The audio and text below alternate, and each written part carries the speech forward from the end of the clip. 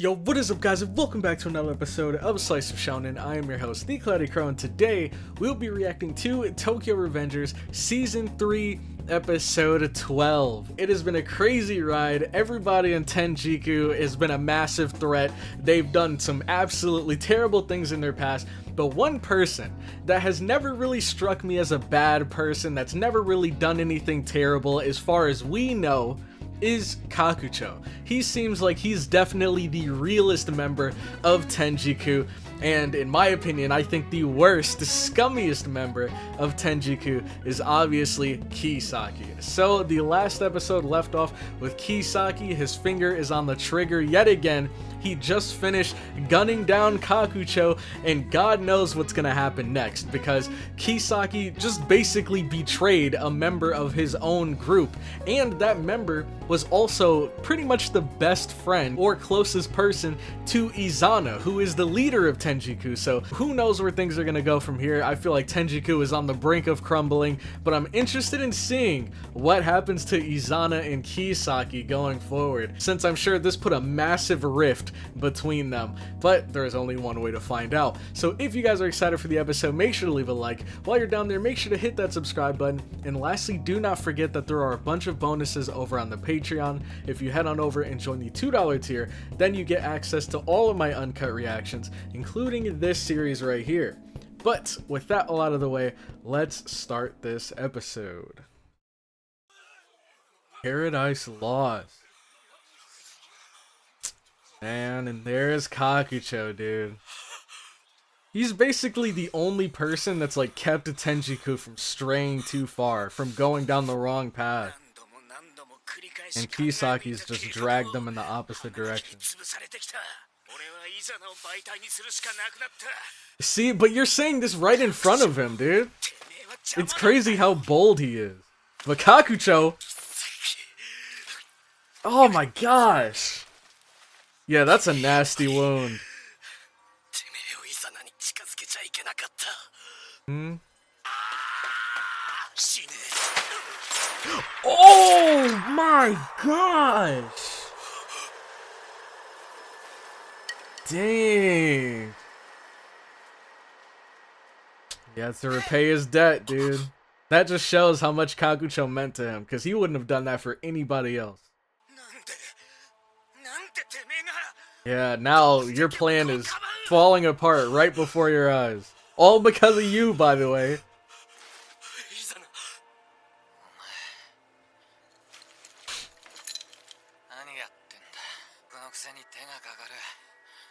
See? He knows that they're best friends. He knows. You don't treat a servant like this. You don't risk your life for a servant. Just like chess, dude. Since when does the king sacrifice himself for a pawn? Obviously, he means more to him. Okay.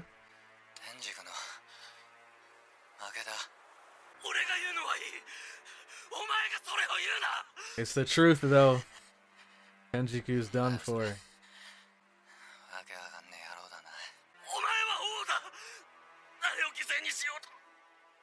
He doesn't know. Neither of them are willing to admit how much they care about the other person.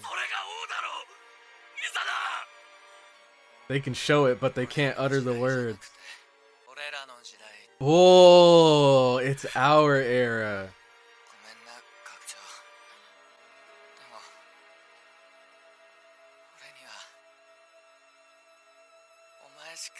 Oh my gosh. And look, notice how earlier he said he didn't have anyone. Did they not see what just unfolded? Did they not hear the gun go off like 5 times? Or 4 times?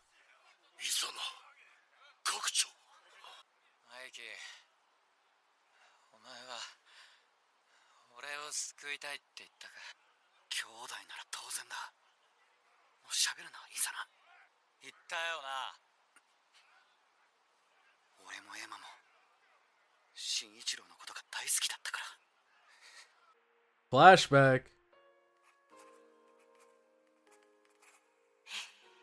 Is he writing a? Oh, those are his letters. Dang, he wrote them that long ago.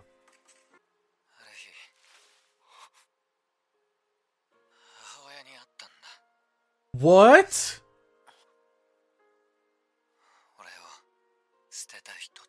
And how did she respond? Yes. Whoa, what is he planning to do here? Oh no, she's gambling. That's not a good sign.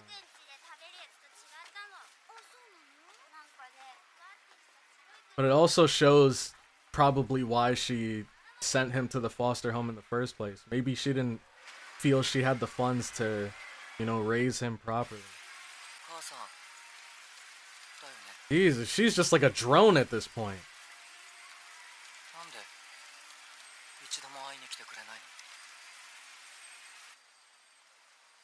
She's not even saying anything. Either she's just like a shell of who she was before, or she actually does not give a crap about him.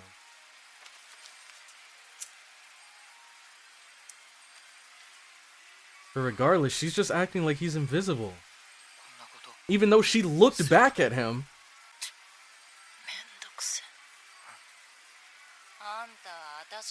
Nah, she's just trash.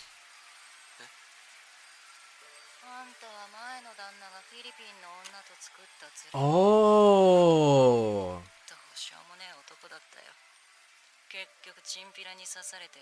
Oh, and she was left with him. Wow. I can at least understand her logic. Not saying that it's okay or anything. It's actually terrible. And she should, care for him regardless. So now he knows that Shinichiro lied to him.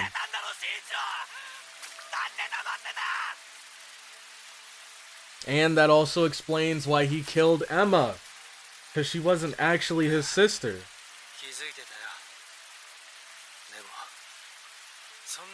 And this is the mentality the mom should have had. That's the exact mentality she should have had.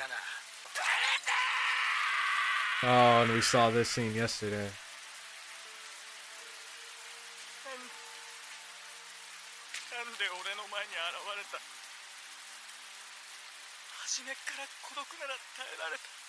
And the worst part is, like, she was the mother to all of them, and she was probably trash to all of them. She was able to treat him so terribly.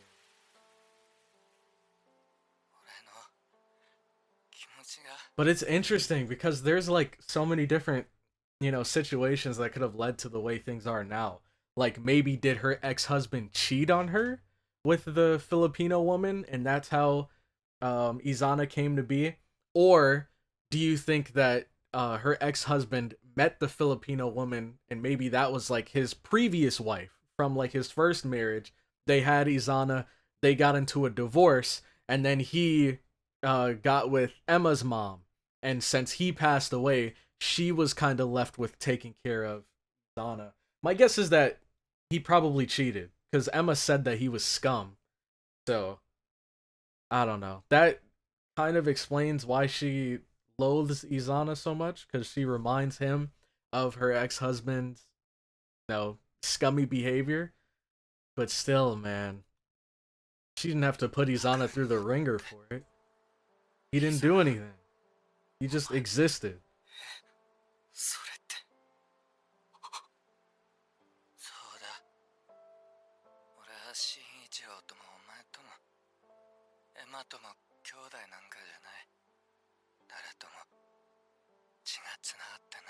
Not related to any. Jesus, man. No one should have to go out like this. No one should have to live like this.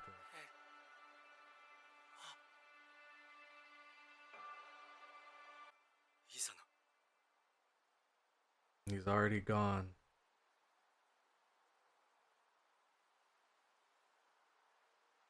Man.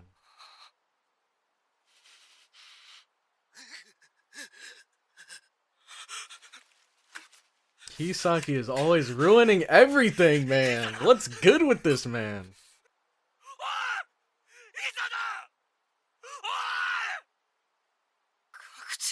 Damn. Oh, dang.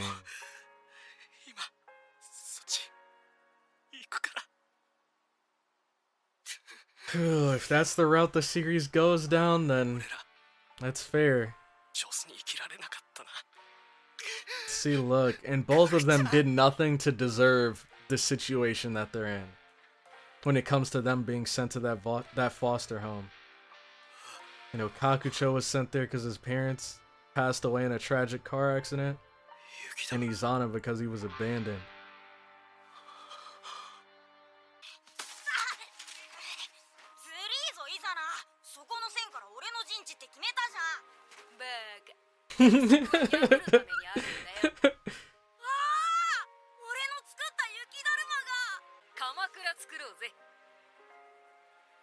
There you go, teamwork.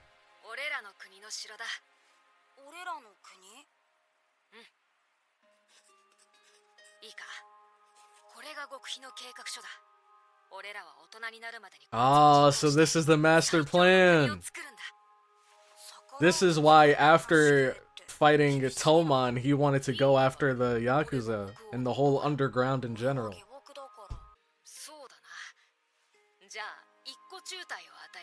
Ah, man, and he did it too. The vicious generation. And look, it sucks because it feels like Izana, you know, spent his entire life trying to achieve this goal. The only problem is his way of going about it got warped because of all the trash he had to go through as he grew up.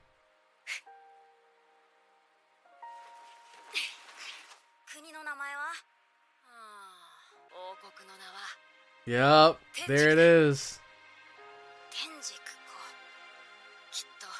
The origin of Tenjiku. Such humble beginnings, man. And now look at how it ended. And now they're both gone. Dang. And that just shows right there, they may not be blood related, but they're still blood brothers. Now freaking Kisaki! This clown, man.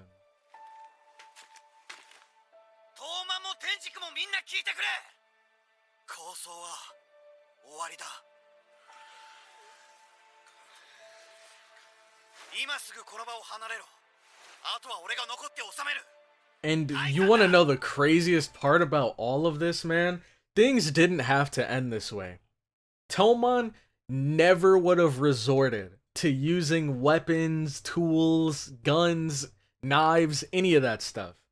They said from the start that they were just going to go in with hands, and things very well could have gone down that route. But because Tenjiku was willing to go that far to bring guns, bring weapons, and all this stuff, those very same things ended up being their downfall. Like, they were already losing, but now Tenjiku is, like, broken beyond repair because they were okay with people like Kisaki being able to play dirty, and once he redirected that towards other members of Tenjiku, then everything just fell apart.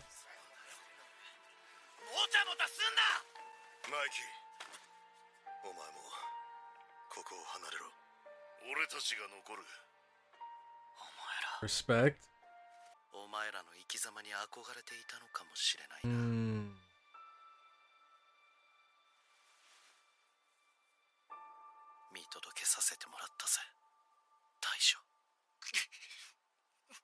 Jeez. Meanwhile, Kisaki. No one gonna freaking clobber him? Knock him upside his head? We're just gonna let him scurry away? There we go. He's done way too much damage. Oh my god, I was about to say if they ended things there, that would have been the worst cliffhanger of all time. Ooh, you hear this music? Hold on! Kisaki beatdown time? Oh my god, not again, man. He always manages to slip away. Every single time. There we go. Draken's like, we're not letting him get away. Not this time. It's over. Yeah. Okay. Respect. How much time do we have left? Oh god, oh god. Just don't give us a cliffhanger. That's all I ask. The craziest thing is he got away with killing so many people. And I think when it comes to Emma, didn't he get away with killing her by pinning it on someone else? Like, this dude is just an absolutely trash human being. Oh, hold on. Fiery explosion? Hopefully. Ooh! Takemichi! And you hear that music, you already know it's over. He's still trying to run. Takemichi, use your. Oh, dang. Okay. Fair enough, fair enough. That explains it. I was about to say use your legs, but my man did just take a bullet. Draken! No way! This is why Draken is like top 3 best characters in the series. What a legend. He had a phenomenal, or he gave us a phenomenal finale for season 2. And he's doing the same thing in season 3. Yep, returning the favor. So he's got to make sure, whatever your mission is, that you accomplish it. Oh, this dude, man. And he brought a pipe. Oh my gosh. There we go. Classic Takemichi.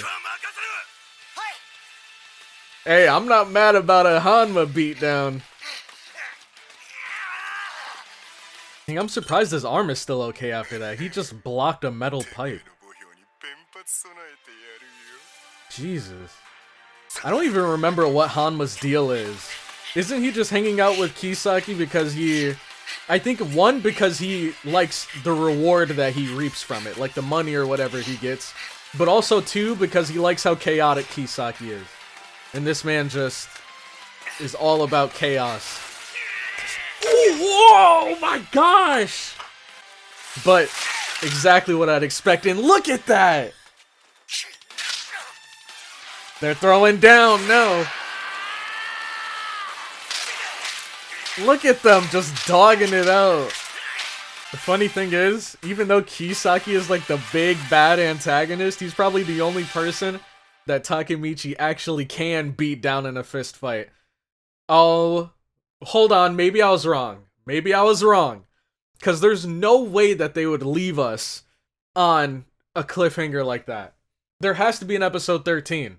And maybe I was just wrong. But, what the heck? What a crazy, crazy finale we're gonna get here, dude. If we can take down Hanma and Kisaki before this season ends, then I'm happy. I'm happy. Anime of the year. But we'll just have to see, man.